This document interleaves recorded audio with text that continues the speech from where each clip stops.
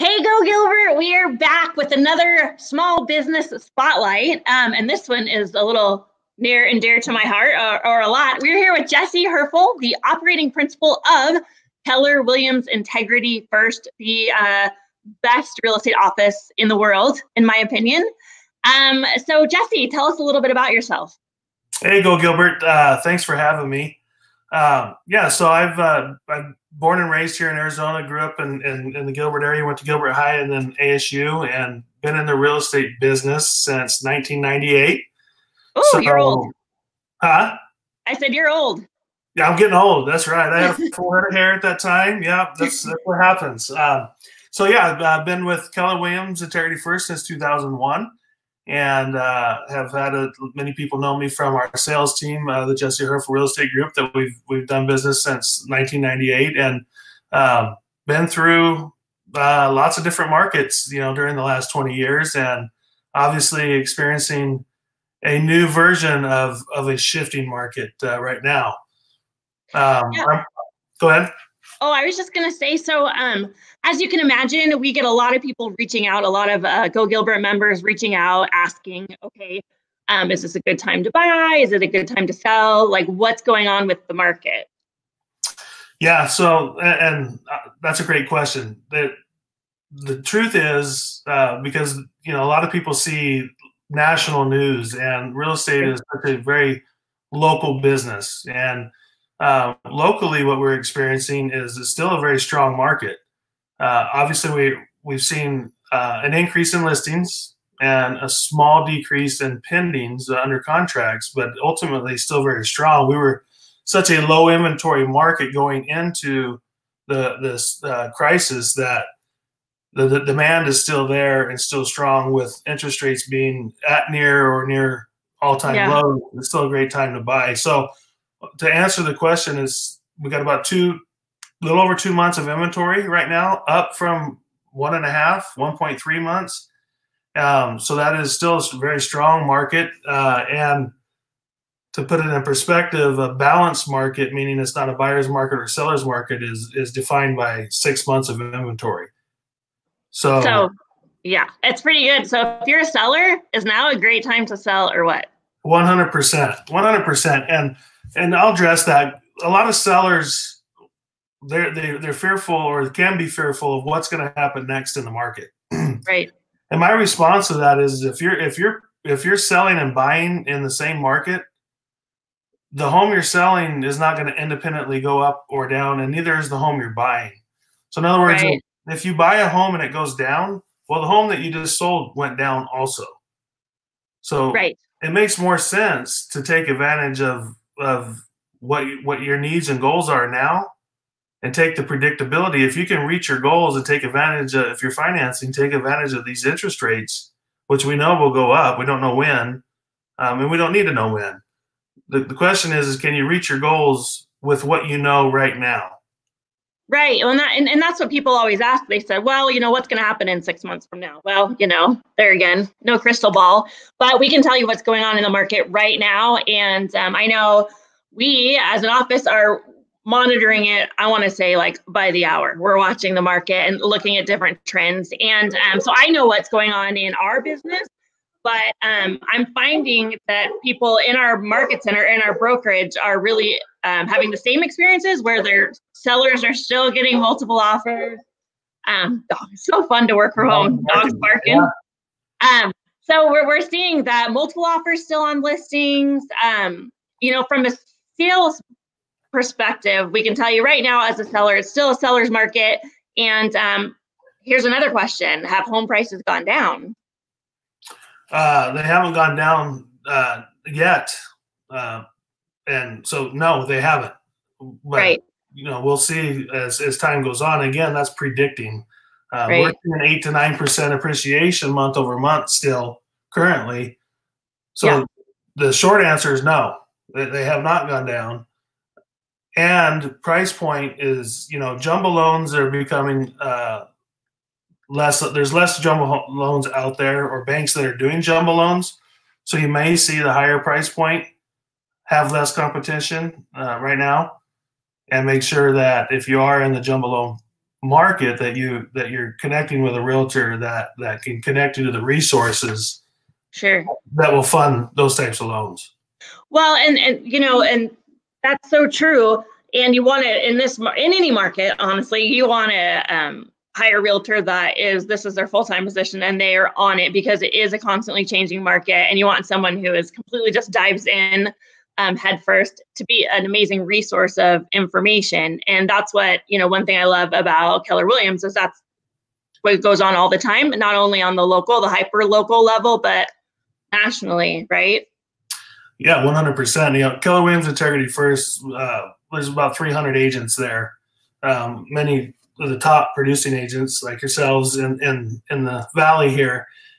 And we took action just as soon as we understood what was the best that we could understand what was going on about 4 weeks ago, reaching out to our clients and reaching out to our people at our sphere of influences and past clients and really advising them and keeping them informed on day by day what's going on so that they can make informed decisions. And ultimately, I have to say, I'm really proud of everybody in the brokerage on what they have done and how they've reached out to the community and really ultimately shifted their business to virtual like this. Yeah.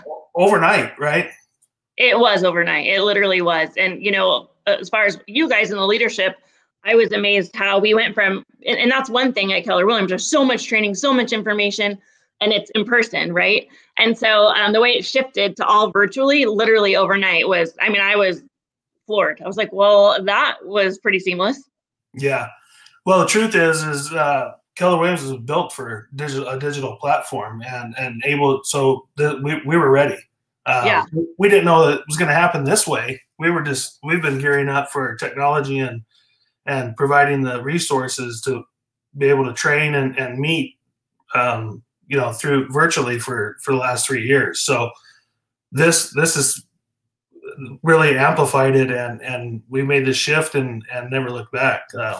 Yeah, no, it's great. And so I just don't want to miss, so we talked a lot about sellers and a great opportunity to sell, and we've kind of said what a great seller's market it is, but what about for buyers? Well, it's the perfect storm, right? You almost feel like if you say it's a great time to sell, then it must not be a great time to buy, and ultimately that's not the case. With the interest rates being at near lows, then it makes it's a perfect storm. So ultimately, right, you can go in, and usually when people are financing, they're buying a payment, right, not a price. Right. And a 1% increase in your interest rate is an equivalent to a 10% increase in your price. So although it is still defined as seller's market and sellers are getting their price, the buyers coming in and being able to afford more home based on interest rates and their borrowing power. So if you're a buyer, ultimately, if the rate goes up 1%, you could now be in the neighborhood down the street, or your kids could be in a different school district that you really wanted to be in. All those things could change with the rate fluctuations. So it definitely is a great time to go in and buy.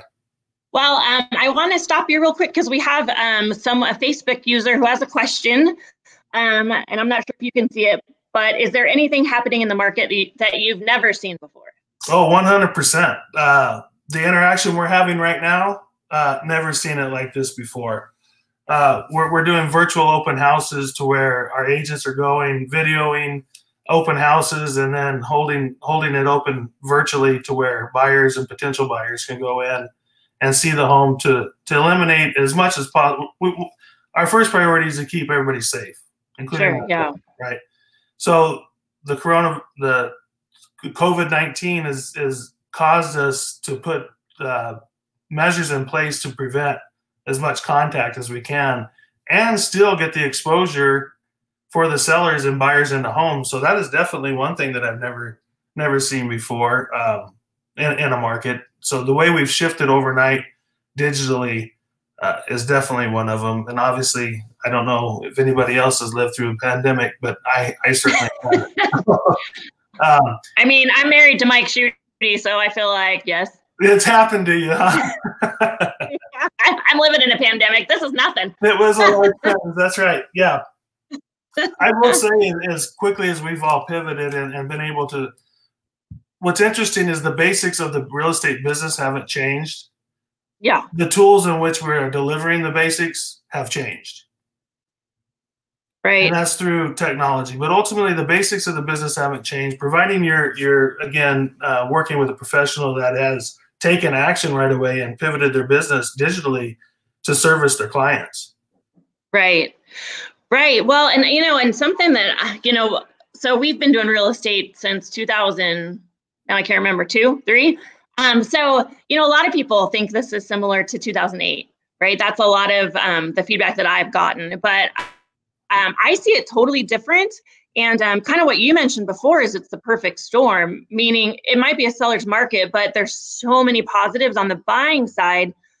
One thing that I've noticed is, we're still getting multiple offers, but not as many offers on our listing. So I'm thinking if I'm a buyer, that one house a month ago, or maybe 6 weeks ago, that might have had 10, 15 offers. Well, maybe it has 3 or 4. So I'm still getting that great interest rate, and there's less competition. Meanwhile, sellers are still seeing the activity. So I don't know that I've seen that before, kind of that perfect storm before. Yeah. And the market's transitioning, and that'll continue to change. So sure. But ultimately, buyers have more options than they did, like you said, 30 to 60 days ago, right. and less competition. And like you said, we monitor on a daily basis, and definitely weekly, as a brokerage, a whole, what everybody's experiencing in different price points with their listings, and the number of offers they're getting with their buyers, and are they having to compete? And right. That 500 and below price point is definitely still a very competitive market, and anything that's priced right above that still selling within. It's interesting. We've been in such a strong seller's market that if you didn't have an offer in hours, you thought something was wrong. Right. And multiple offers in hours, and ultimately you're still getting an offer within 4 to 7 days at a fair market value. It's a great time to sell, and that's still extremely fast, just a little different than what we've been experiencing for the near past, right? Yeah, for sure. So I think that gives everybody a pretty good idea on the market. Obviously, if anyone has any more questions, you can continue to ask them, and then reach out to me or Mike, and we would love to help you answer those questions. Moving and they're on. awesome, by the way. What's that? I said, and they're awesome, by the way. Oh, thank you. Here's your $20. So, and I also want to talk about, because something that people don't maybe think about is real estate is a small business. Us as agents run small businesses, and then you, owning a brokerage, run a small business. And so that's one thing that we've really tried to reach out to small businesses in any industry and see how we can help, whether it's give exposure, give of our time. So what are some things? I mean, obviously you said we had to pivot, we had to shift. What are some ideas for maybe someone who owns a small business in a different industry that you've seen has worked really well for you and the business? Yeah, good question. Great question. And I'll add on to that point. I'll add on to that previous question. Have I seen anything like this before? Or is there anything I haven't seen? And ultimately, another component to what we're working through right now, and then everything will be okay. We will get through this, small business owners and everybody. Is it all hit us at the same time? Right. Right. No matter what business you're in, no matter what, we've all been affected as a country, as a world at the same time. So that is definitely something different. So as a small business owner, when markets shift, and whether it's just a natural economic cycle or something like we're experiencing now that forces it, the biggest thing you got to do immediately is get your mindset right. Right. And then you got to ask your question, what can I do right, and what can I do right now? And that's 2 questions, right? What do I need to do right now?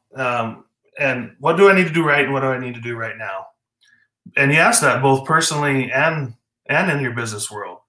Right. And because if you get caught up in the news, right, and you the mindset, the death ticker. Oh man, it can get bad quick. So checking in on your mindset daily, if not multiple times a day.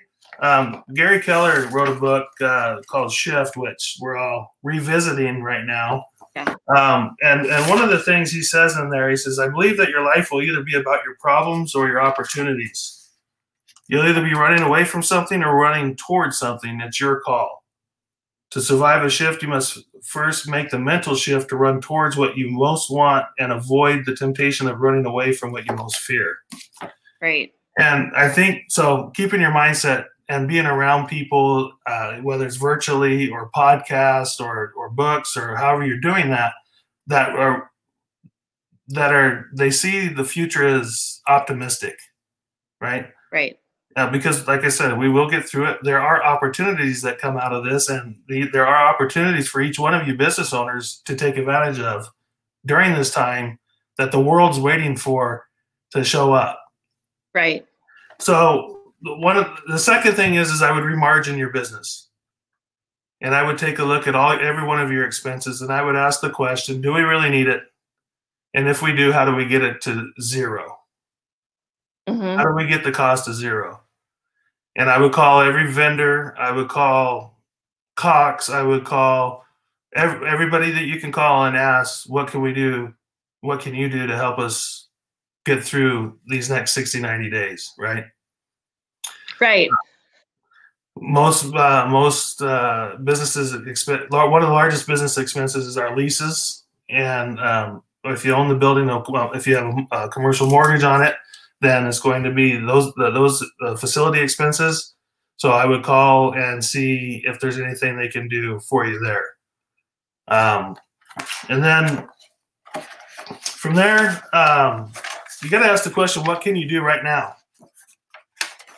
If you're, there's restaurants, right? They're doing takeout only and those types of things. So what can you provide? What services can you provide right now? And if there's absolutely none, then how do you reach out to your customers and keep mind share with them so that when the markets do open back up, you gain market share? Right. Right. Well, and I think that that the amount of creativity that I've seen small businesses in such an adverse time is really phenomenal. How some of these businesses are like, we'll do your grocery it's a restaurant, a sit down restaurant, and they're saying we're going to do grocery shopping for you. We're going to give you a margarita to go.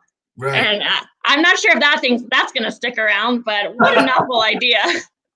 There's so many opportunities, and I think what you said about minds, it's so true. And I licked my wounds as soon as I got told the office was closed and indefinitely, and I had to stay home. Like I'll admit it, I was like, poor me. But after that, you're right. Then it's like, okay, well, this is doing no one any good. A day or two later, you get stuff going at home. You reach out to people, and you just plug in. Don't be on an island. Yeah, you get into action, and realistically, no matter what we do, no matter what business we're in, our action is care calls. Yeah, because we can't do much pop by visits. So it's care calls and seeing how our people are doing, loving on our people, whether it's the people that work for us, with us, or our clients or potential clients. The question is what can we do to help? Right. And it's also about, an opportunity. So people, if you need help, let people help you. Right. That's true. That is true. Because that's hard to ask for help. It sure is. It sure is. And speaking of help, small business owners, SBA, economic disaster relief, we definitely would reach out to them, and the PPP program for payroll.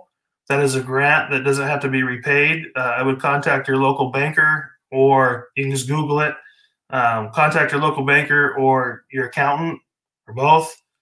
And there's economic relief being provided for small business owners through SBA that has never been provided before, or isn't provided unless there's an economic disaster like we're experiencing now.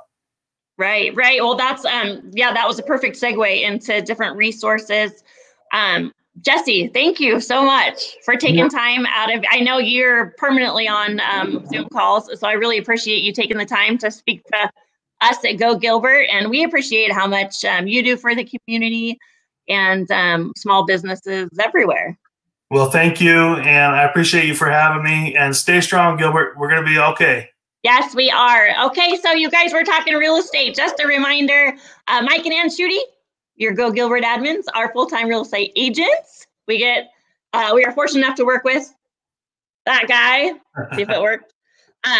So give us a call. We'd love to interview to be your agent. So you guys, thanks for watching, and thank you so much, Jesse. And I'll see you in person one of these days. I'm looking forward to it. Thank you. Bye. Bye-bye. Bye.